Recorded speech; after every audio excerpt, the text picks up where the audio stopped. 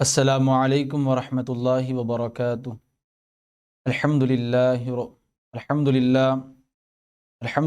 رب العالمین والعاقبۃ للمتقین وعلی من احبہم وتبعہم بإحسان اجمعین الی یوم الدین، اما بعد، وقال اللہ تبارک وتعالی فی کلامہ المجید، اعوذ باللہ من الشیطان الرجیم، بسم اللہ الرحمن الرحیم۔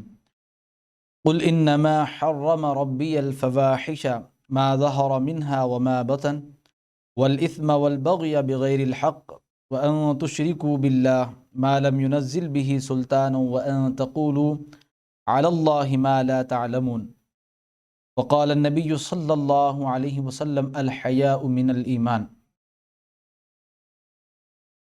اللہ تبارک و تعالی قرآن مجید فرقان حمید میں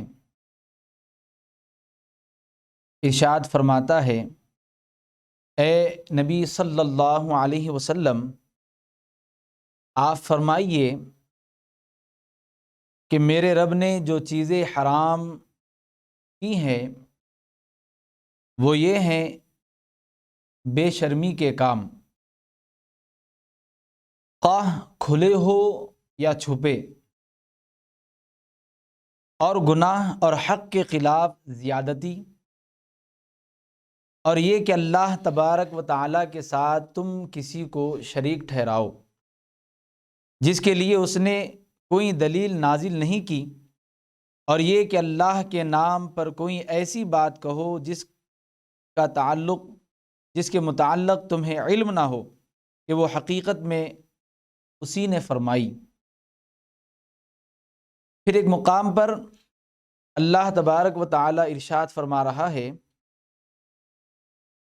قل تعالوا اتل ما حرم ربکم علیکم الا تشرکوا به شیئا وبالوالدین احسانا۔ اے محمد صلی اللہ علیہ وسلم، آپ فرمائیے، آؤ میں تمہیں سناؤں تمہارے رب نے تم پر کیا چیزیں حرام کی ہیں۔ نمبر 1 یہ کہ اس کے ساتھ تم کسی کو شریک ٹھہراؤ، وبالوالدین احسانا، اور والدین کے ساتھ نیک سلوک کرو، ولا تقتلوا اولادکم من املاق نحن نرزقکم وإیاہم، اپنی اولاد کو مفلسی کے ڈر سے تم قتل کر دو کہ تمہیں بھی رزق ہم ہی دیتے ہیں اور ان کو بھی رزق ہم ہی دیں گے۔ وَلَا تَقْرَبُوا الْفَوَاحِشَ مَا ظَهَرَ مِنْهَا وَمَا بَطَنَ، اور بے شرمی کے قریب بھی مت جاؤ، بے حیائی کے قریب بھی مت جاؤ، خواہ وہ کھلی ہو یا چھپی۔ پھر اس کے علاوہ اللہ تبارک و تعالی نے ایک اور مقام پر مومن مردوں سے اور مومن عورتوں سے ارشاد فرماتا ہے، قل للمؤمنین یغضوا من ابصارہم ویحفظوا فروجہم ذلک ازکی لہم ان اللہ خبیر بما یصنعون۔ پھر اس کے بعد کی آیت میں اللہ تبارک و تعالیٰ نے مومن مردوں کے لیے حکم فرمایا، جس کا خلاصہ یہ ہے کہ اللہ تبارک و تعالیٰ نے مومن مردوں کو حکم فرمایا کہ وہ اپنی نگاہیں کچھ نیچی رکھے، اپنی شرمگاہ کی حفاظت کرے۔ پھر اسی طرح عورتوں کے لیے اللہ تبارک و تعالیٰ نے حکم فرمایا کہ وہ بھی اپنی نگاہیں نیچی رکھے۔ قارئین اور سامعین کرام، سب سے پہلی اور بنیادی بات یہ ہے کہ ہمیں یہ بات کا علم ہونا چاہیے کہ بے حیائی اور بے حیا یا حیا کہتے کسے ہیں۔ حضرت جنید بغدادی رحمۃ اللہ تعالی علیہ سے سوال کیا گیا، بے حیائی کی تعریف کیا ہے، یعنی حیا کی تعریف کیا ہے؟ تو آپ رحمت اللہ تعالی علیہ فرماتے ہیں اللہ تبارک و تعالیٰ کی نعمتوں کو دیکھنا اور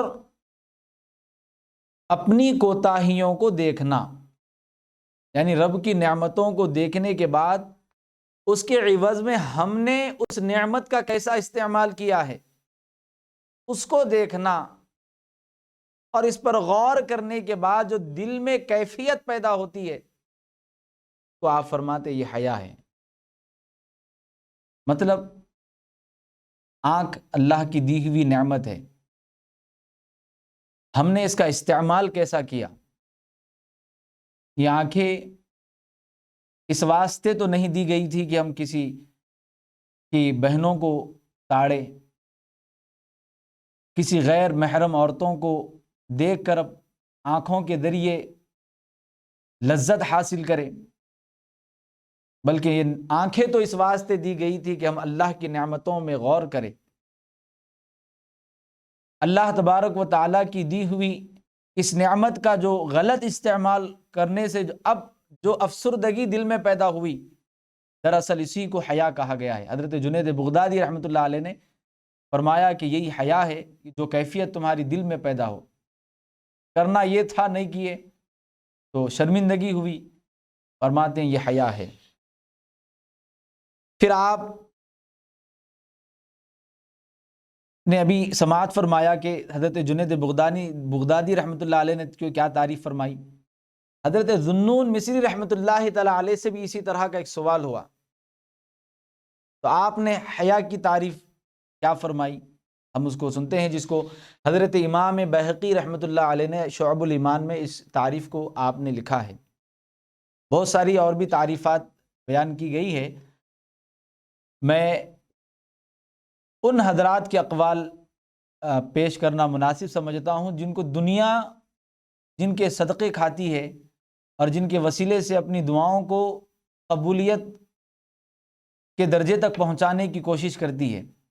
وہ حضرت ذوالنون مصری رحمۃ اللہ تعالی علیہ سے سوال ہوا حیا کی تعریف کیا ہے، حیا بولتے کس کو؟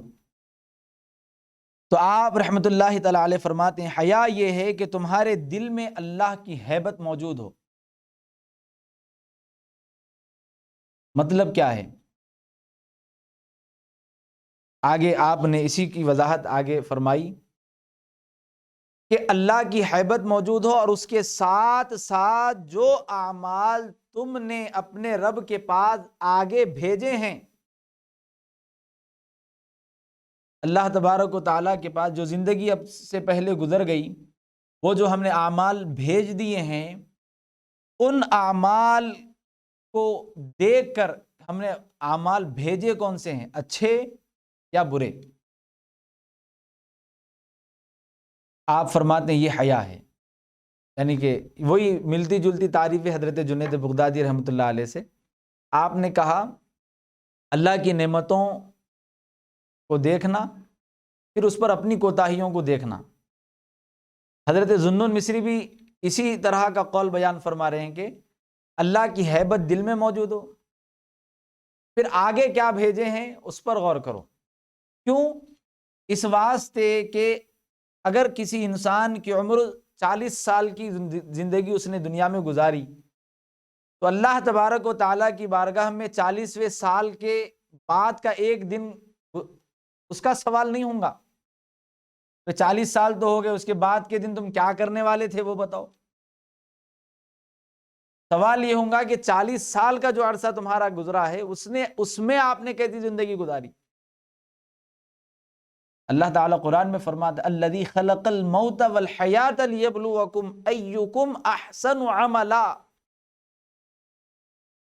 ہم نے موت اور حیات رکھی ہی اس واسطے ہیں تاکہ تمہیں آزمائیں کہ دیکھے کہ تم میں کون اچھے اعمال کرتا ہے۔ تو حضرت ذوالنون مصری رحمۃ اللہ علیہ یہی بات بیان فرماتے ہیں۔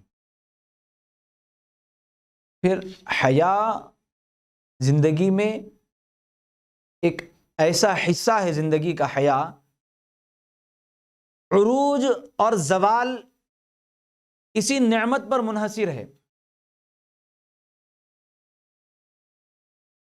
چنانچہ بزرگان دین رحمۃ اللہ تعالی علیہ اس کی تعریف میں بیان فرماتے ہیں، حضرت ابن عطا رحمۃ اللہ تعالی علیہ کے تعلق سے شعب الایمان میں یہ آپ کا قول نقل کیا گیا ہے۔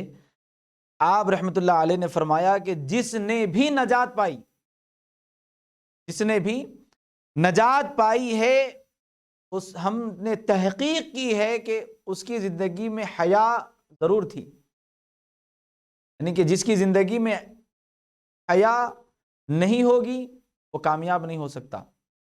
اسی لیے تو ایک حدیث مبارکہ میں نبی کریم صلی اللہ علیہ وسلم نے فرمایا جس کی زندگی سے حیا ختم ہو گئی اب وہ جو چاہے کرے، کیونکہ حیا ایک اللہ تبارک و تعالیٰ کی وہ نعمت ہے کہ جس کو نصیب ہو جائے باقی تمام نعمتیں اس کی زندگی میں مل جاتی ہیں۔ اسی لیے نبی کریم صلی اللہ علیہ وسلم کا وہ فرمان جو میں نے ابتدائی کلمات میں عرض کیا، الحیاء من الایمان، حضور پاک صلی اللہ علیہ وسلم فرماتے ہیں حیا ایمان کا حصہ ہے۔ پھر ایک اور حدیث پاک میں حضور پاک صلی اللہ علیہ وسلم نے فرمایا ایمان کی 70 یا اس سے زائد شاخیں ہیں، جس میں حضور نے فرمایا کہ حیا اس میں سے ایک شاخ ہے۔ محدثین فرماتے ہیں حضور پاک صلی اللہ علیہ وسلم نے ایمان کی شاخیں جب فرمایا تو اس کی تعداد بیان کرتے ہوئے کہا کہ 70 یا اس سے زائد، لیکن اس میں جس نعمت کو اور ایمان کے اس حصے کو حضور نے جو بیان کیا ان 70 میں سے وہ ہے حیا، اس کو ہائی لائٹ فرمایا حضور پاک صلی اللہ علیہ وسلم نے۔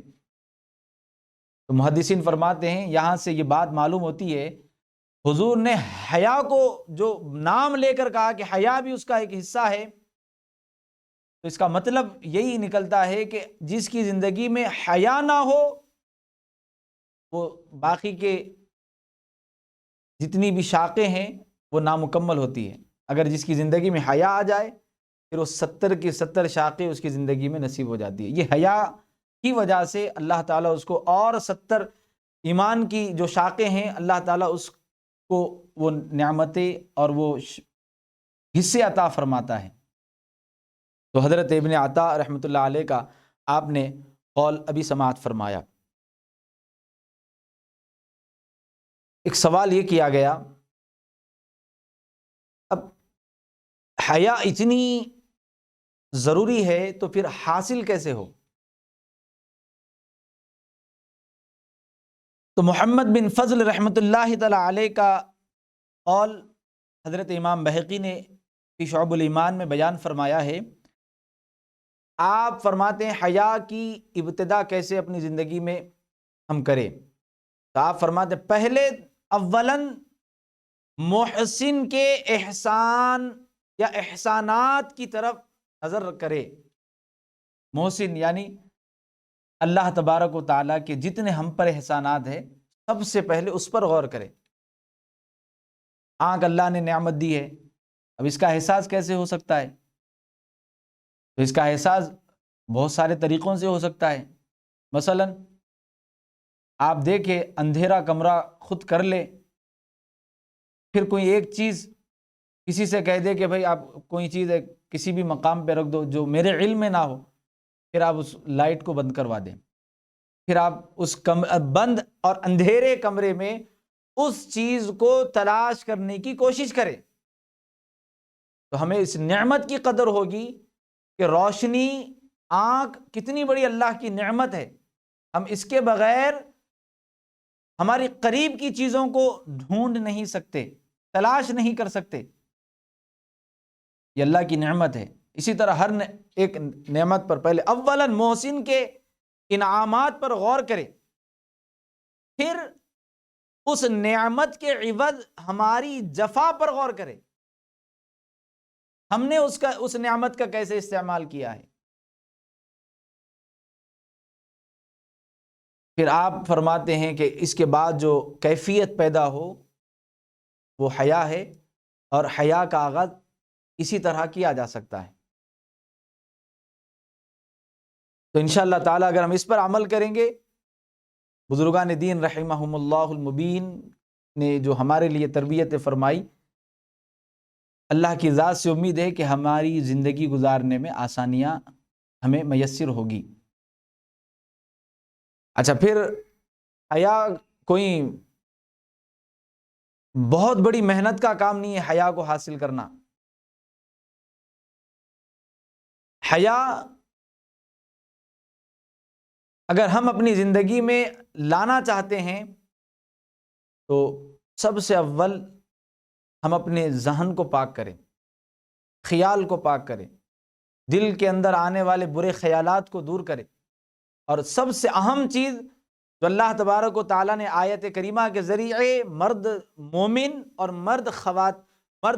اور خواتین کے لیے جو اللہ تبارک و تعالیٰ نے حکم فرمایا، مومن مرد اور مومن عورتیں، ان کو فرمایا کہ وہ اپنی نگاہیں نیچی رکھے۔ اور یہ آنکھ اللہ کی وہ نعمت ہے کہ اگر اس کا صحیح استعمال ہو تو ہمارے لیے جنت میں جانے کا سبب بن سکتی ہے، اگر اسی کا غلط استعمال ہو تو جہنم میں بھی جانے کا سبب بنتی ہے۔ یہ بد نگاہی انہی آنکھوں کے ذریعے کی جاتی ہے، اور بزرگان دین فرماتے ہیں کہ گناہ کا آغاز یہی آنکھوں کی وجہ سے ہوتا ہے۔ یہی آنکھ ہے جس سے گناہ کا آغاز ہوتا ہے، بے حیائی کا آغاز یہی آنکھ سے ہوتا ہے۔ خیال دماغ میں آتا ہے لیکن عمل اس آنکھ سے ہی ہوتا ہے۔ تو آنکھوں پر کنٹرول کرے، اپنے خیالات کو تبدیل کرے، اور کوشش کرے کہ بے حیائی سے جہاں تک ہو سکے ہم دور رہیں۔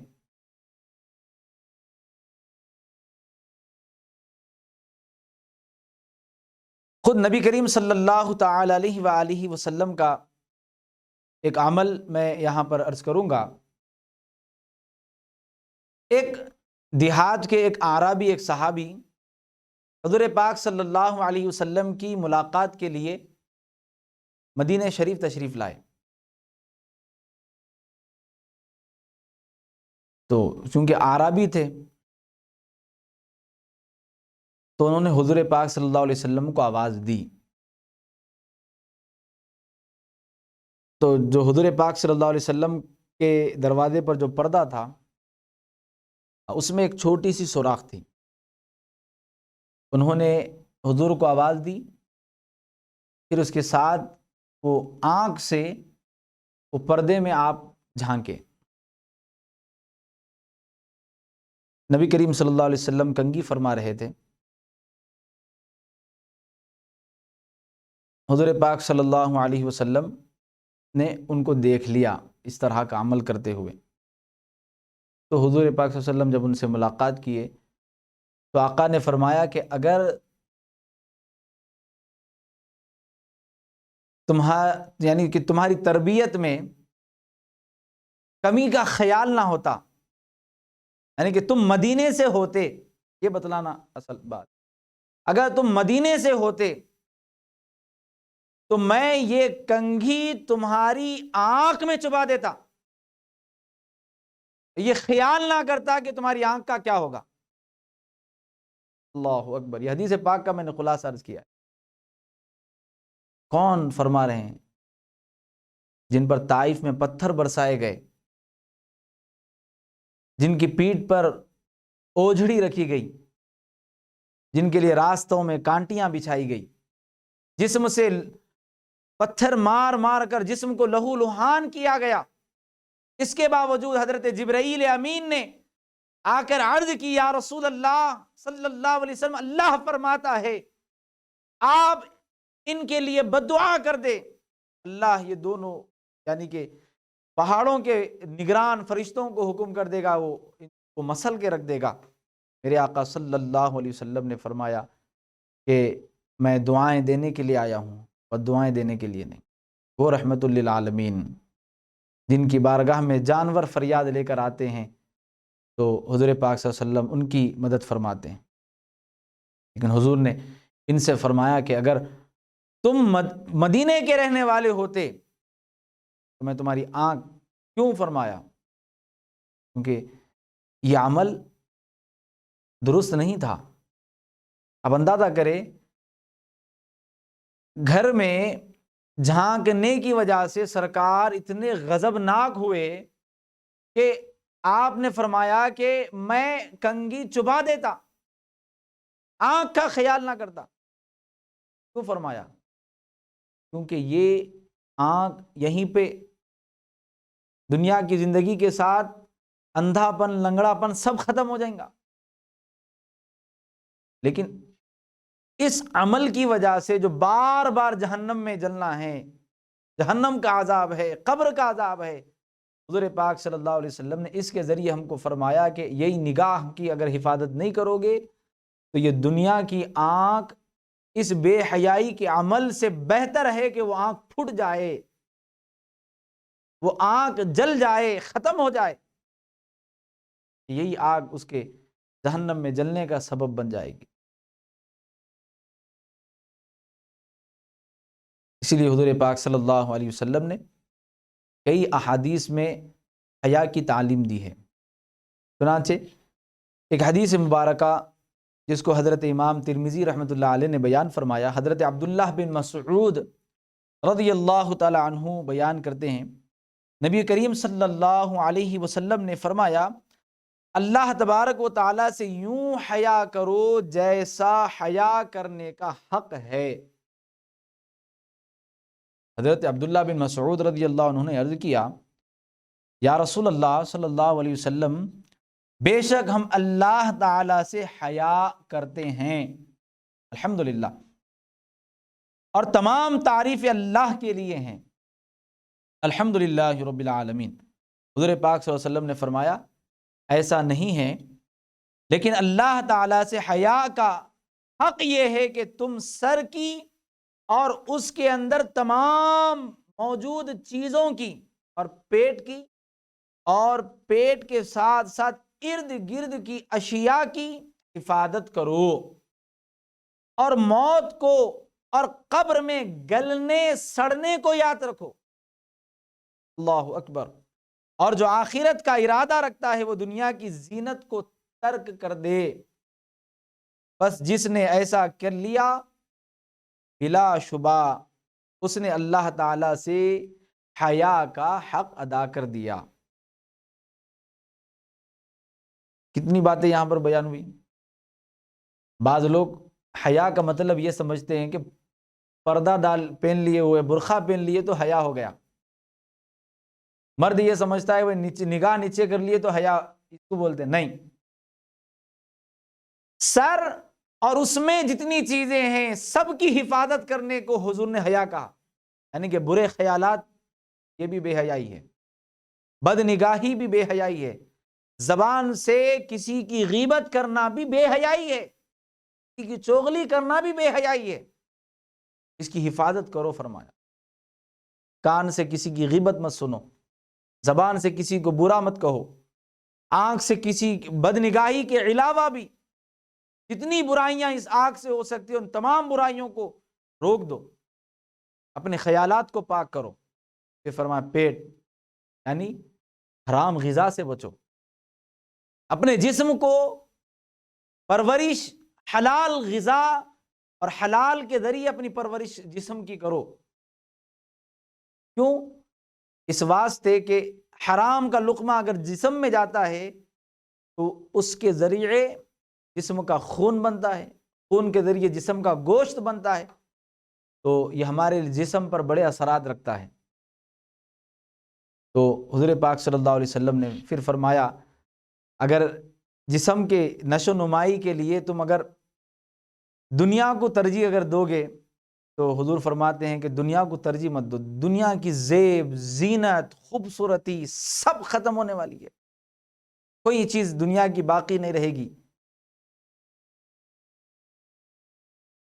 ہاں، جس جسم کے لیے یا جس واہ کے لیے یہ لوگوں کے ہم حق مار رہے ہیں، لوگوں کے حقوق پامال کر رہے ہیں، پڑوسی کو تکلیف پہنچا رہے ہیں، ایک دوست دوسرے دوست کو دھوکہ دے رہا ہے، میاں بیوی کے درمیان جھگڑے فساد ہو رہے ہیں، اولاد ماں باپ کی نافرمان، ماں باپ اولاد کے حقوق ادا کرنے میں کوتاہیاں کر رہے ہیں، یہ تمام کی تمام چیزیں، یہ تمام کی تمام چیزیں، یہ تمام کی تمام چیزیں بے حیائی کی طرف لے جاتی ہیں۔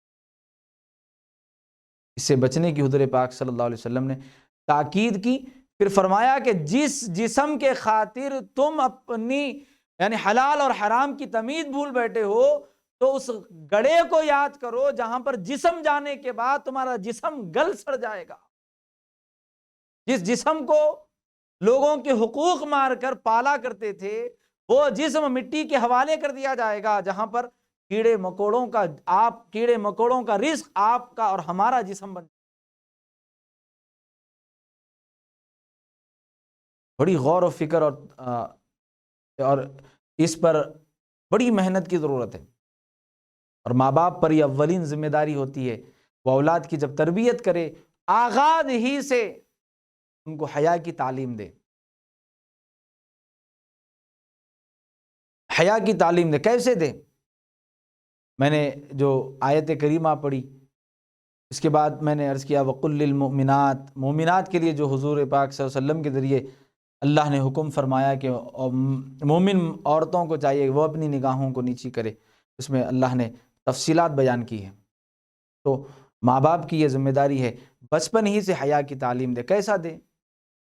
حیا کی تعلیم اس طرح دی جا سکتی ہے کہ بچپن ہی سے کون سے رشتے حلال ہے، یعنی کہ محرم اور غیر محرم کی جو تعلیمات اسلام نے دی ہے اس کو اپنی اولاد کے سامنے بیان کریں۔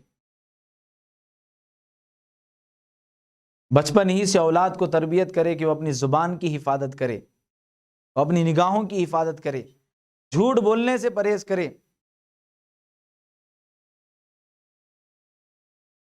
حضرت پیران پیر غوث پاک رحمۃ اللہ تعالی علیہ جیسی تربیت فرمائی گئی۔ آپ تعلیم کے حصول کے لیے جب گھر سے نکل رہے تھے تو والدہ نے آپ کو تربیت کی اور کہا کہ بیٹا کبھی بھی زندگی میں کتنی بھی مشکل آ جائے جھوٹ نہیں بولنا۔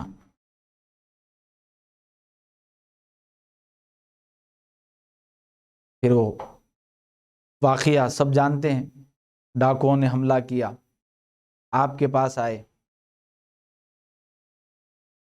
آپ نے کہا کہ میرے بغل میں اشرفیاں چھپی ہوئی ہیں، تو ڈاکوؤں کے سردار نے پوچھا اگر جھوٹ بول دیتے تو تمہارا مال بھی بچ جاتا۔ حضرت پیران پیر غوث پاک رحمۃ اللہ علیہ نے فرمایا کہ میری والدہ نے سفر کے آغاز سے پہلے مجھ سے فرمایا کہ زندگی میں کتنی بھی مشکل آ جائے بیٹا جھوٹ نہیں بولنا۔ تو آپ اندازہ کریں گھر کی تربیت اگر ایسی ہو تو زندگیوں میں انقلاب آ جاتا ہے۔ جتنے چور تھے، جتنے ڈاکو تھے، سب کے سب سچے مسلمان ہو گئے۔ آپ کا ایک سچ بولنا ان کی زندگیاں تبدیل کر دیا۔ تو میں ہر ایک ذمہ دار سے قیامت کے دن، قرآن مجید میں اللہ فرماتا ہے قیامت کے دن ہر شخص سے اس کے ماتحت رہنے والے لوگوں کے متعلق سوال کیا جائے گا۔ استاد ہے تو شاگردوں کے متعلق استاد سے سوال ہوگا، ماں باپ ہے تو اولاد کے متعلق سوال ہوگا، شوہر ہے تو بیوی کے متعلق، بیوی ذمے ہے شوہر کے، بچے ہیں تو بچے شوہر کے ذمے ہیں، اللہ سوال کرے گا۔ ہر کوئی اب اس پر غور کرے، اگر کوئی پورے علاقے کا ذمہ دار ہے تو اس کے علاقے میں اگر کوئی برائیاں ہو رہی ہے تو اس علاقے کے جو بڑا ذمہ دار ہے اس سے سوال ہوں گا۔ تو میں گزارش کرتا ہوں کہ جہاں تک ہو سکے بے حیائی کو روکے، ختم کرے، اپنے آپ سے دور کرے۔ وَلَا تَقْرَبُوا الْفَوَاحِشَ مَا ظَهَرَ مِنْهَا وَمَا بَطَنَ، اللہ فرماتا ہے بے حیائی کے قریب بھی مت جاؤ۔ اللہ تعالیٰ کے غور مقام پر یہ بھی ارشاد فرماتا ہے جو لوگ بے حیائی کو ترجیح دیتے ہیں یا بے حیائی کو پھیلانے کی کوشش کرتے ہیں یا ایسے مشورے لوگوں کے سامنے پیش کرتے ہیں، وہ مشورہ لوگوں کی بے حیائی کا سبب بنے، اللہ تعالیٰ ان کے متعلق فرماتا ہے تیار رہو۔ اللہ نے ان کے لیے ذلت والا عذاب تیار کر رکھا، سخت عذاب تیار کر رکھا ہے۔ طرح کے جملے اللہ نے قرآن میں بیان فرمائے۔ اور ایک آخر بات، قرآن مجید میں اور بھی برے اعمال کے تذکرے آئے ہیں، لیکن بے حیائی کا جہاں پر اللہ نے تذکرہ فرمایا اس کے ساتھ یہ ضرور فرمایا ہے سخت عذاب، ذلت والا عذاب۔ کیوں؟ کیونکہ یہ عمل معاشرے میں بگاڑ کا سبب بنتا ہے۔ کسی بھی عنوان سے بے حیائی کی اسلام اجازت نہیں دیتا، کوئی بھی عنوان ہو، شادی کا عنوان ہو، پکنک کا عنوان ہو، ہالیڈے کا عنوان ہو، یا کوئی برتھ ڈے کا عنوان ہو، کوئی بھی عنوان بے حیائی کی اجازت نہیں دیتا۔ اللہ تعالی ہم سب کو اس پر غور کرنے اور اپنی زندگیوں میں حیا لانے اور بے حیائی سے دور رہنے کی اللہ تعالی ہم سب کو توفیق عطا فرمائے۔ آمین وآخر دعواہم ان الحمد للہ رب العالمین۔